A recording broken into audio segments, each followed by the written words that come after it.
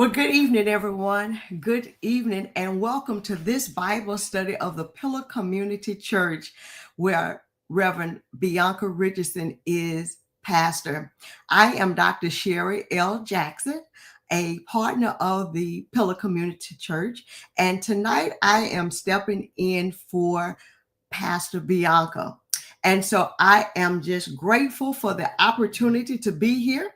And as you are coming in, I would like for you to like, share, and tag and bring others in for this very, what I believe is going to be a helpful study, a helpful exploration of a very familiar text. So as you are coming in, please like, share, and tag to bring others into this space. Let us begin with a word of prayer.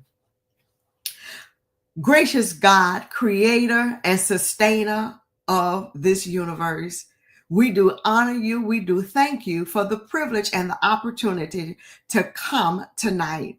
We pray, oh God, that you will open our hearts, our ears, what you have to say to us from this ancient text. In your name we pray. Amen. So again, welcome to this Bible study of the Pillar Community Church, where Pastor Bianca Richardson is lead. I am Dr. Sherry L. Jackson, and tonight I will be offering you a Bible study from a very familiar text, very familiar text, Jeremiah 29 and 11. Jeremiah 29 and 11. And I want to tag this living, surviving, and flourishing in the not yetness of God. Living, surviving, and flourishing in the not yetness of God. And again, we are coming from a very familiar text of Jeremiah 29 and 11. Jeremiah 29 and 11. If you have been in the religious space any amount of time in your life, you have heard, you have read this verse. It is found in greetings cards. It is on coffee mugs. It is in all kinds of places as a source of inspiration and a promise. And Jeremiah 29 and 11 says, and this I'm going to be using the Common English Bible, as our translation for our study tonight. Again, it is a very familiar text, a very familiar verse. No doubt you've seen it on calendars. You've seen it on coffee mugs. You have even written it in your journals. Jeremiah 29 and 11 says, I know the plans I have in mind for you. And again, I'm reading from the Common English Bible. I know the plans I have in mind for you, declares the Lord. They are plans of peace, not disaster, to give you a future filled with hope. I believe for us to get this, the deepness and the richness of this text, that it is imperative that we read it in context, of number one, Jeremiah 29, 1 through 10. And then if we really want to get the context, we have to go back to Jeremiah 28. But let's just read this from Jeremiah 29, 1 through 10.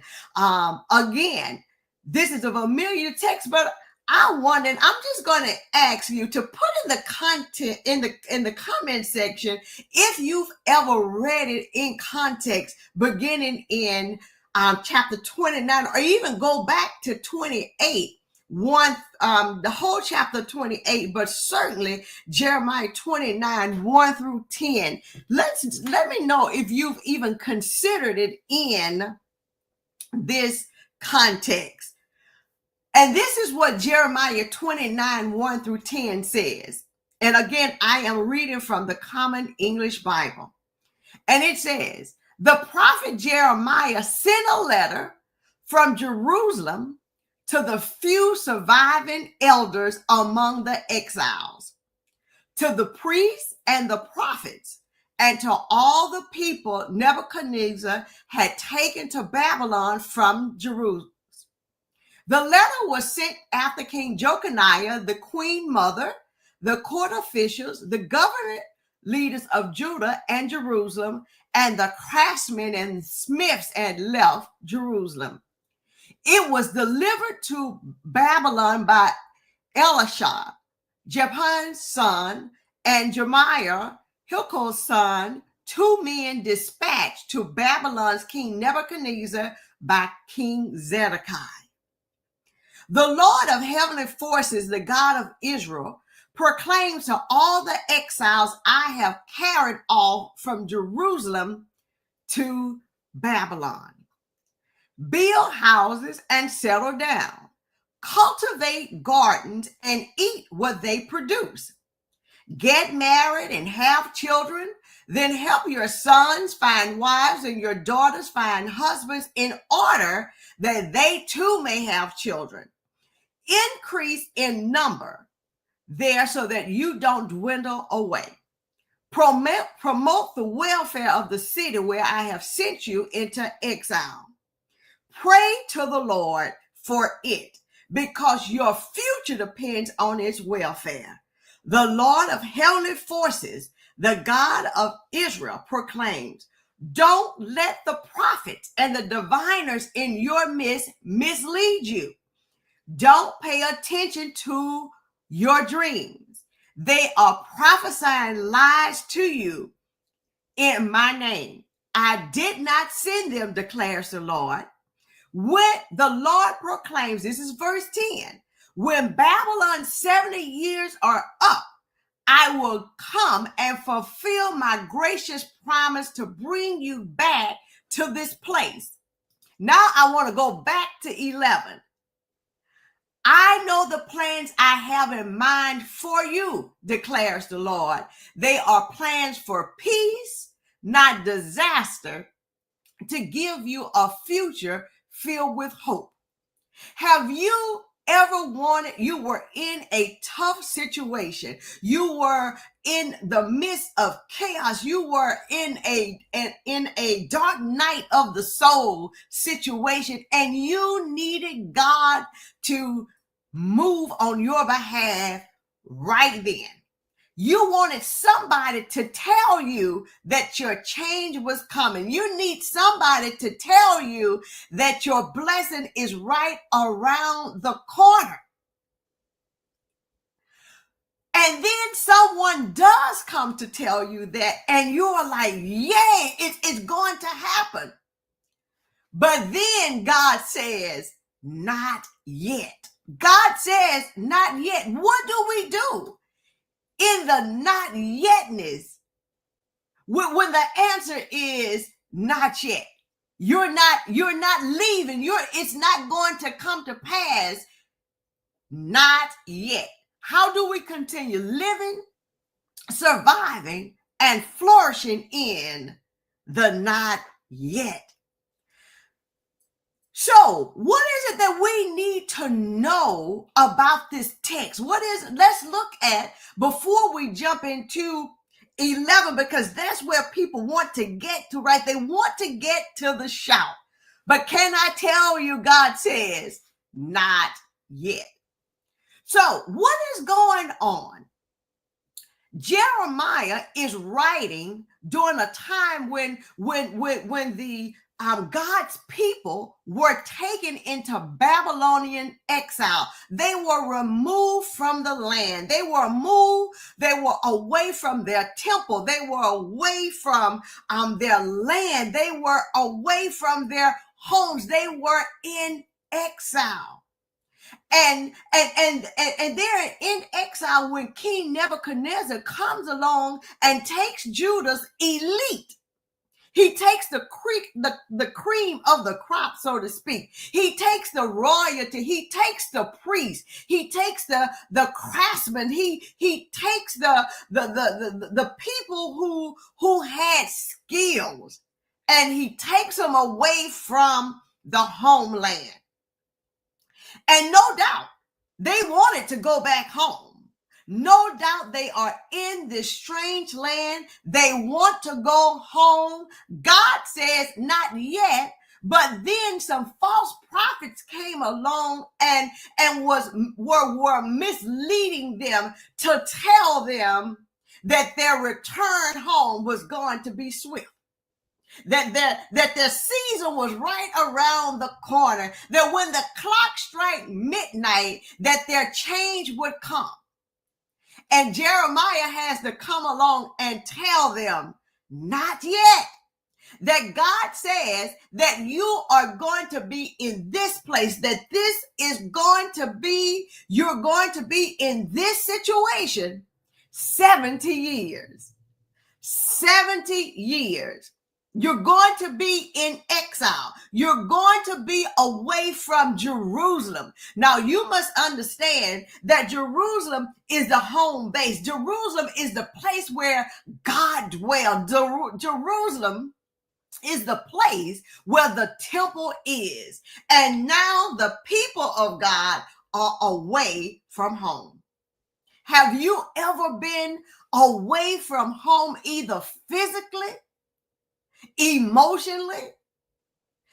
You feel that God is nowhere to be found where you are. Where is God? Right? And Jeremiah has to say, you're going to be here for 70 years.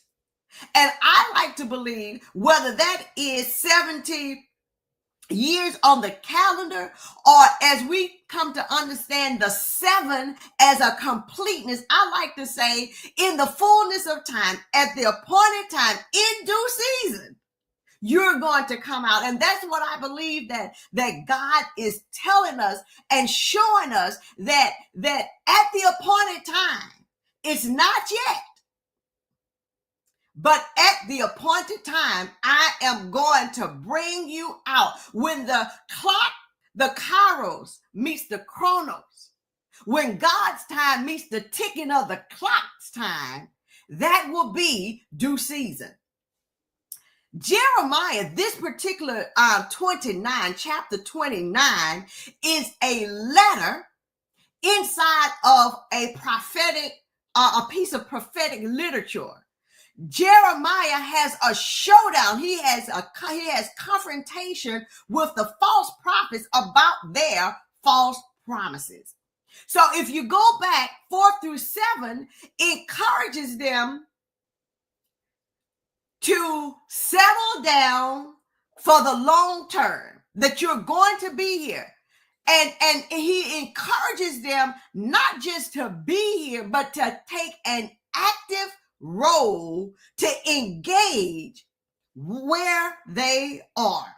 And then, of course, in 8 and 9, he warns against listening to those prophets, listening to the lying prophets, listening to the false prophets, listening to prophets who are bringing what we want to hear. Who wouldn't want to hear that they are coming out, that life is going to change for them? I don't know about you, but I want something. I want God to say now. But there are times when God says, not yet. And then verse 10-11 provides God's assurance that wherever you are, I promise you that this is not going to be the end of your story. Now, somebody needs to hear that tonight, that you may be here in a tough situation, but you won't die here. You will not end. Your story will not end with you in exile. So that's the literary framework. The cultural framework is that Israelites' land, the temple, and the monarchy define who they were.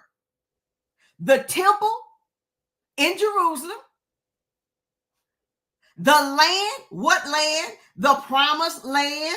Remember, they are removed from the land that God brought them to.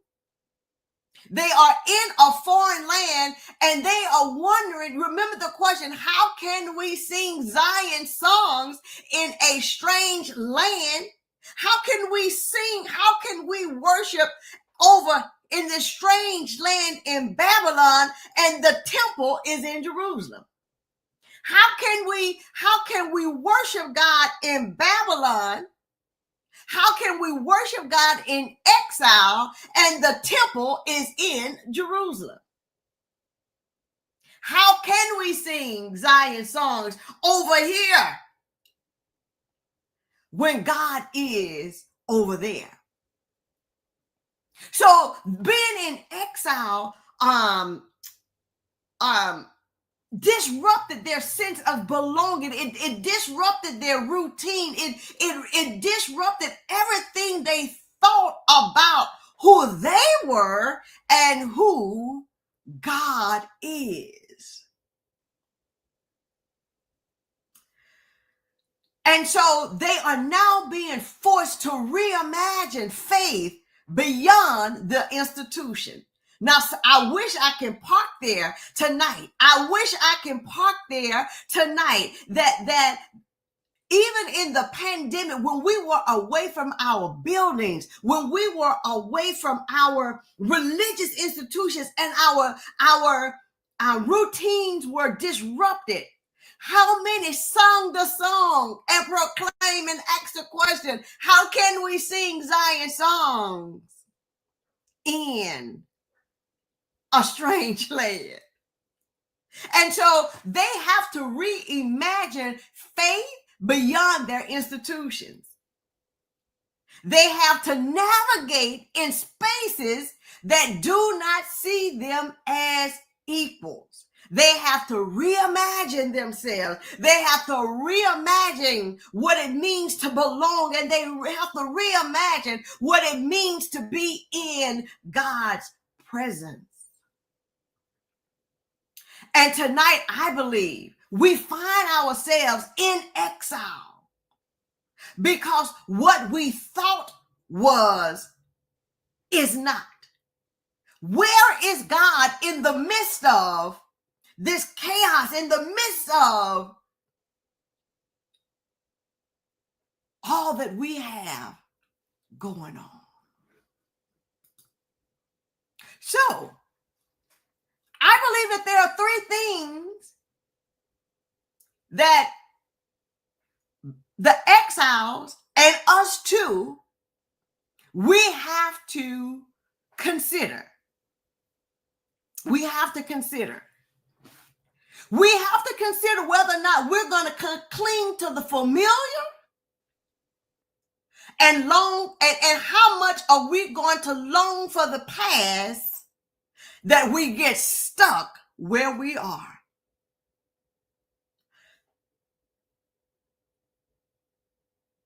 Are we going to become stuck where we are because we can't let go of the familiar and we long for the past in such a way that we become stuck? The second thing is we have to choose whether we're going to believe in the false hope, believe in false hope, and resist reality. And I know we've gotten so churchy that we say we don't want to call a thing, right? If you've got a diagnosis and you say, well, no, I'm not going to speak it, but just because you don't want to speak it or say it does not mean that it does not exist. The exiles have to make a decision. Are they going to to rest in or hang their hats on false prophets with false promises and resist what really is. And they had to make a decision. Were they going to follow Jeremiah's counsel and cultivate a sense of resilience? Were they going to listen to the prophet? Were they going to listen to the word? My friends, there are times that all we have is the word. All we have is what God says about a thing, even when God says, not yet. I wish I could testify tonight.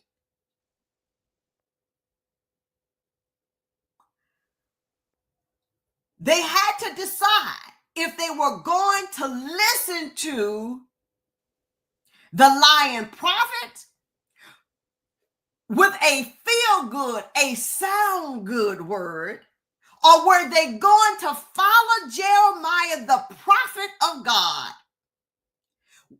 which says, not yet, not yet, and cultivate resilience and a hope for where they are in their present reality.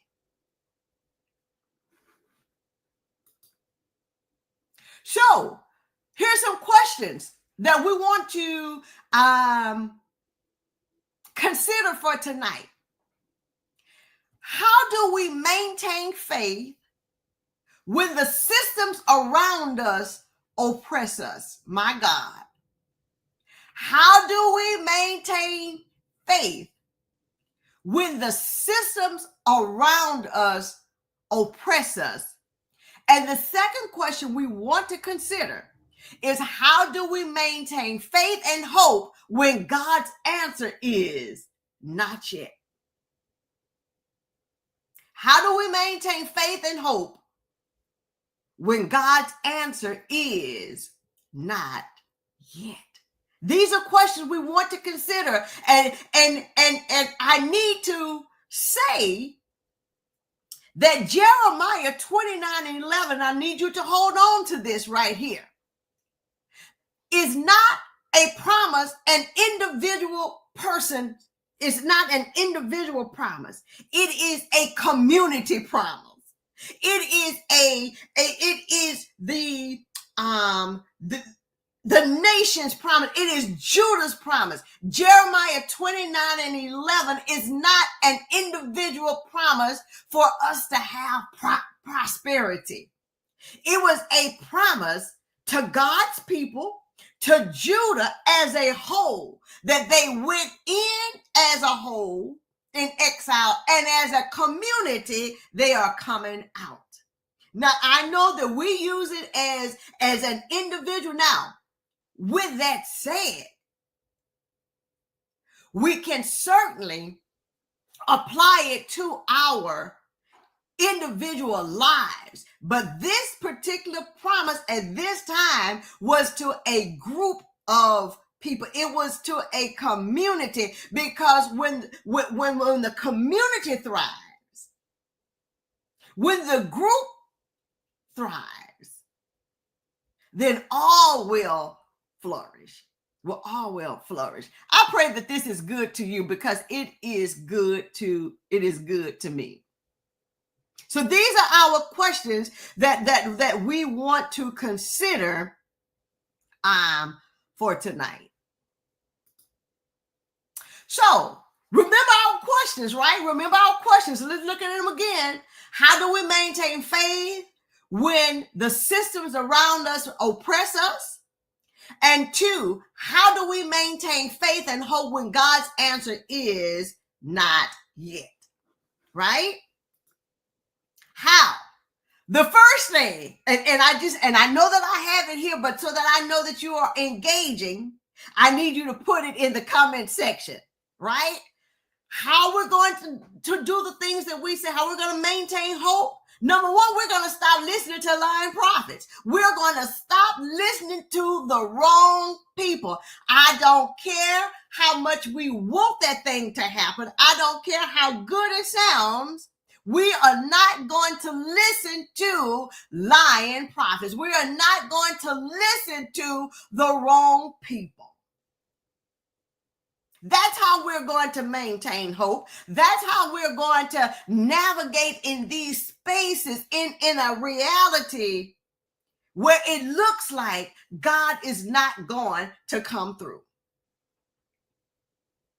So in the text, if you go back to Jeremiah 28, there are prophets who are claiming to speak to God. And what they said was, in 2 years, God is going to break the yoke of Babylon, restoring Judah's freedom, returning the exiled king and the sacred temple vessels, taking them back to Jerusalem. He said that in 2 years. What would you want? 2 years or 70 years? Right? 2 years or 70 years. I'll take 2 years.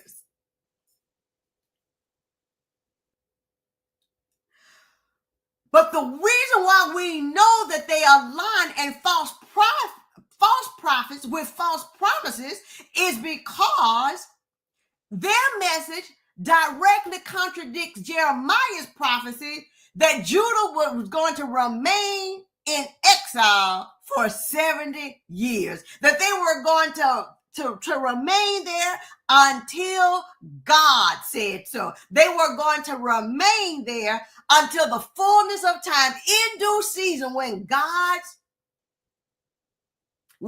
everything that God needed to accomplish, when that time was up, that's when. So how do you know that they're lying? Because they contradict God's word. God said, not yet. God says, not yet. So how are we going to maintain this hope? How are we going to navigate these unjust systems? We're going to stop listening to lying prophets. We're going to, my God, we're going to stop listening to what people are saying and measure what they are saying based upon what God is saying.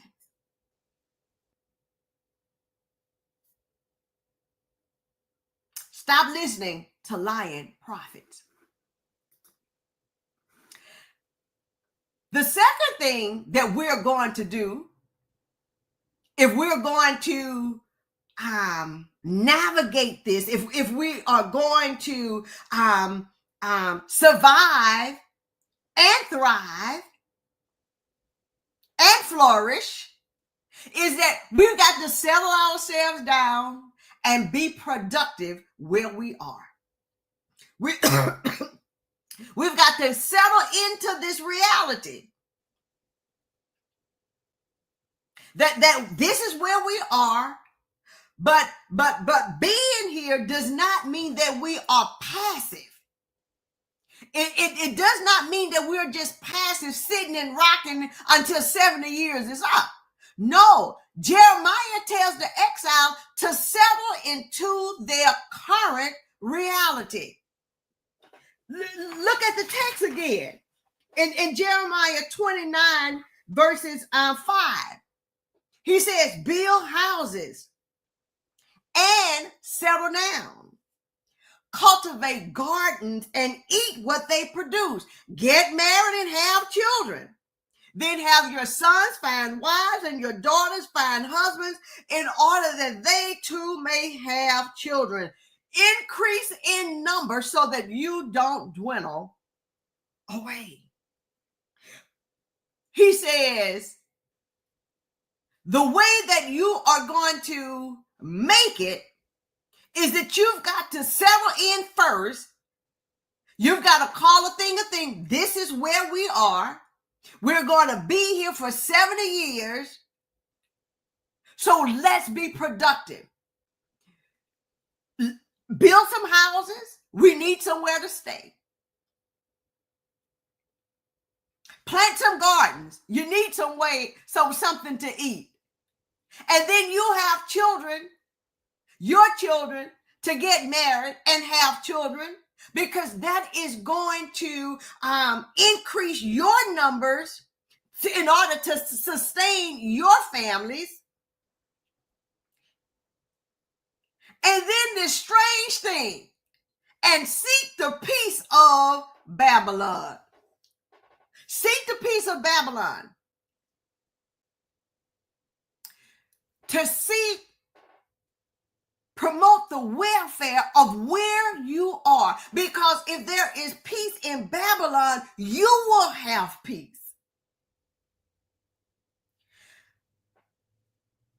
I like to call that they are to engage in strategic resistance. How are they going to live in this oppressive environment? They are away from Jerusalem. They are away from their land. How are they going to make it? They are going to engage in strategic resistance by thriving.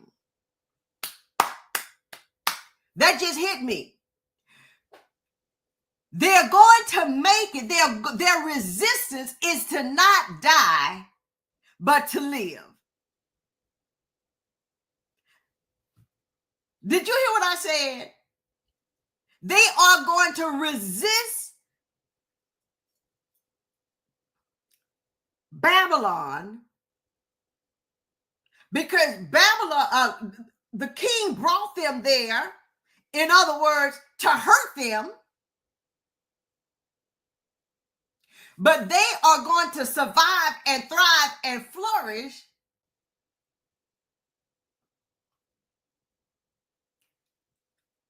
despite the oppression around them. Now, you can take that how you want tonight, but I think there's something right there. If we are going to, the way that we resist this, where we find ourselves today, is to thrive. Jeremiah says, God says, be productive where you are. Don't just lay down and die. Don't just give in to where you are.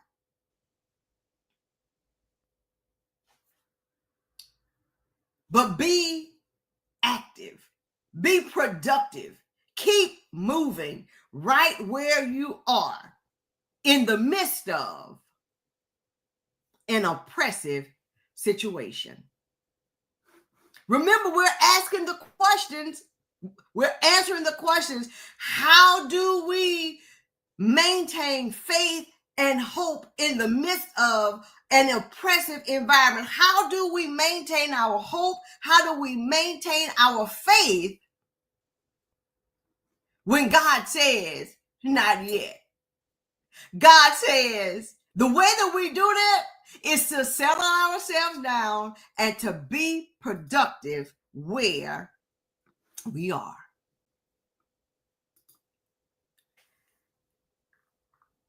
And here's the third thing,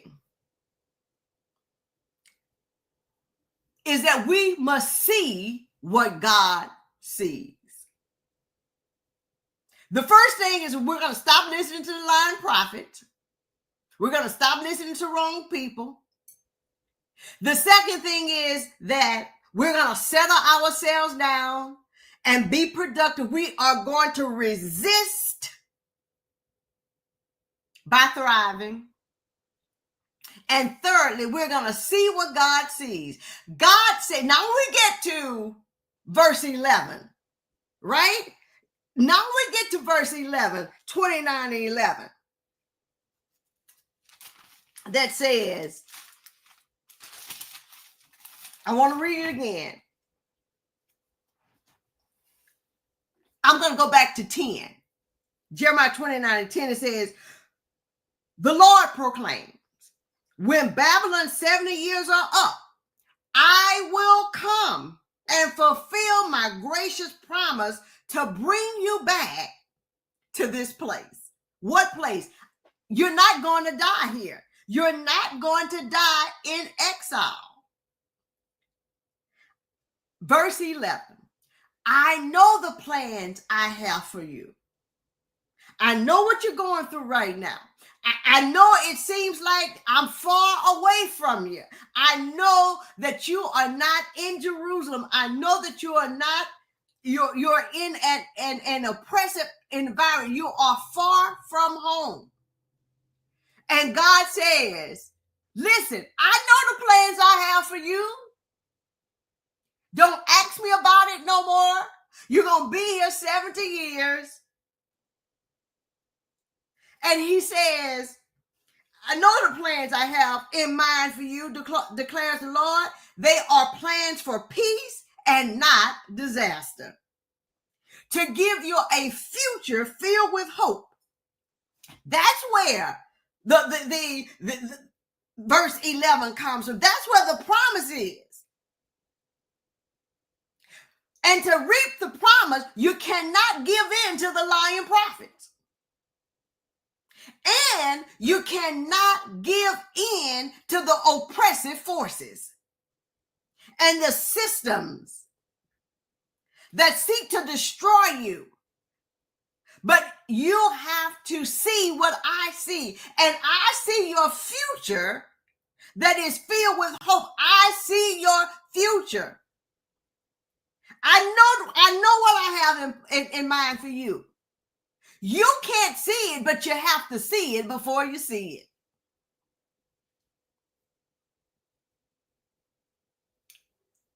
God's plan for welfare and not harm assures the exiles that being in exile is not the end of your story. Can I just get you to put in the comment section that this is not the end of my story?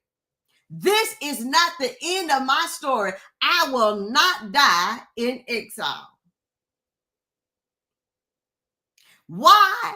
Because I see what God sees. And what does God see? God sees peace and not disaster. God sees a future filled with hope. Not the end of my story, Nicole. Not the end of my story. Not the end of my story. Hope is real, but it requires endurance. This is the picture of hope. Now, remember, I told you that this is a community problem. This is a community problem. And so the promise is for the community to be brought back, the community to be restored. I see you, Tracy. This is not the end of my story. So I picture hope as a rope. Have you seen a movie or picture where somebody is dangling over a building and all they have is a rope, and that they keep holding, they keep doing all they can to hold on to the rope. And that's the picture of hope, is to hold on to the not yet as if it were. To hold on to the rope, just when you think about you're about to fall, that you get another pull of the rope. Because the rope, every time you pull, is not yet. I see a future. It's not yet, but it will come. Hope is real, and it's going to require endurance. It's going to require the strength, not only of the individual, but of the community. Hope is real, but it requires endurance. So remember our questions, right? How How do we sing Zion songs in this strange land? How do we maintain our hope? How do we maintain our faith in the midst of this? We stop listening to the wrong folk. I don't care how good it sounds. I don't care how much we want to get out. We must be able to discern God's voice from the false voices.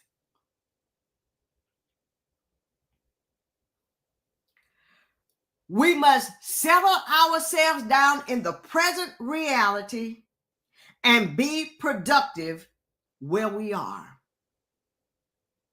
And the third thing is we must see what God sees. And the promise is in verse 11. Judah, you're going back home. I am going to restore you. This is not your home. I'm going to take you back to Jerusalem. I'm going to take you back. I'm going to restore you. So, what are the conclusions? Well, what is the takeaways from this? Is that God's people, we as a people, Black people in particular, have historically created life-giving spaces in oppressive conditions. And how do we do that? Because we created our own spaces. There were spaces called hush harbors where we can steal away, where we could go to and to worship our God and to be in community with each other away from the glaze of the oppressive forces. We are no strangers in cultivating life in barren places. We are no strangers in cultivating life and being creative when the stacks are up against us. We must resist easy success, wealth, and immediate change while ignoring systemic injustice. We must resist taking the quick way and not getting to the root of the problem and not cutting out the root, right? We must discern truth from deception. We must seek authentic liberation rather than superficial fixes. Because if we run after what's superficial, it's going to soon collapse. And the third thing is that we must commit to hope. There are times when we must hope against hope. There are times when it looks like the worst possible thing could happen. And I believe that's when God's in Psalms 46 that God says, I will be a present help. I'll be a present help in the midst of the worst possible thing that could happen. Hope is a commitment to keep going even when freedom feels so far away, even when God seems to be in Jerusalem and we are in Louisiana or North Carolina or wherever we may find ourselves. That when it seems like God is so far away from us, that we must be committed to hope.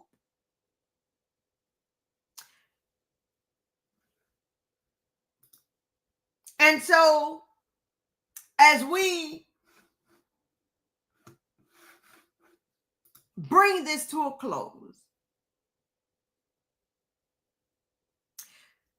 my prayer is that we would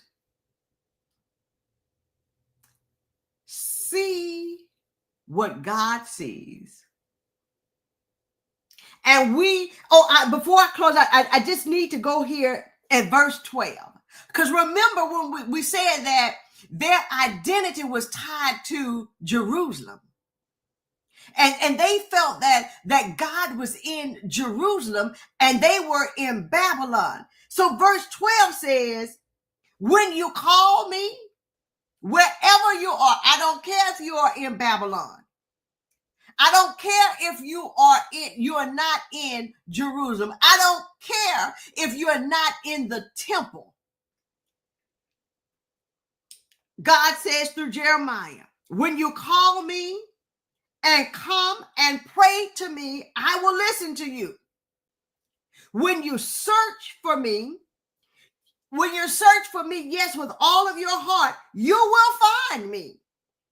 I will be present for you, declares the Lord. I will end your captivity. I will gather you from all nations and places where I have scattered you, and I will bring you home after your long exile, declares the Lord. He assures them that you don't have to be in Jerusalem. He assures them, God assures them that you don't have to be in the temple, that wherever you are, I am. And if you call me, I will answer. If you search with all of your heart, I will answer you. And wherever you are tonight, I want to remind you that where you are in your mind, in your body, in your spirit,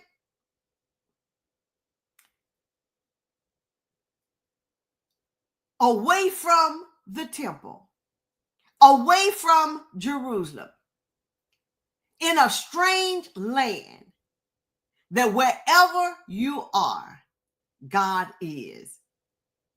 Our closing prayer. Thank you, Pastor Bianca, for the privilege and the honor to explore this text, to remind us